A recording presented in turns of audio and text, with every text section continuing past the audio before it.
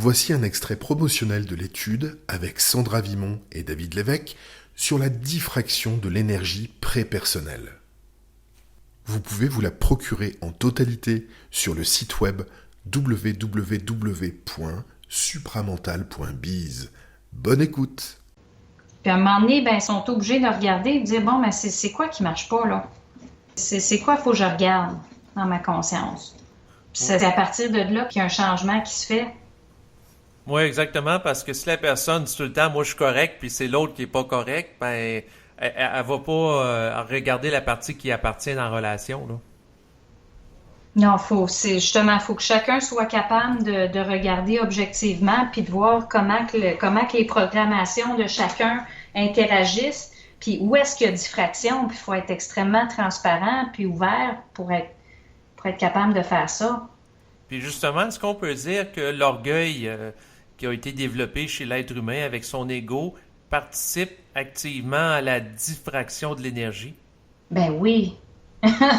Ben oui, ça en fait partie, puis pas à peu près. L'orgueil, ça fait partie de la diffraction, comme la transparence fait partie de la fusion. Exactement. Et la question se pose, pourquoi que l'être humain a été conçu avec un si gros orgueil si à quelque part ça l'empêche d'intégrer l'énergie?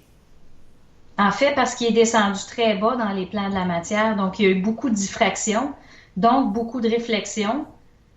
Puis le fait qu'il ne sait pas que la pensée vient d'ailleurs, mais il a fallu qu'il vive énormément d'expériences dans la matière pour tranquillement que tous ses corps s'ajustent à ces énergies-là qui doivent rentrer dans la matière. Donc c'est pour ça que ça a été très long, puis que c'est encore long.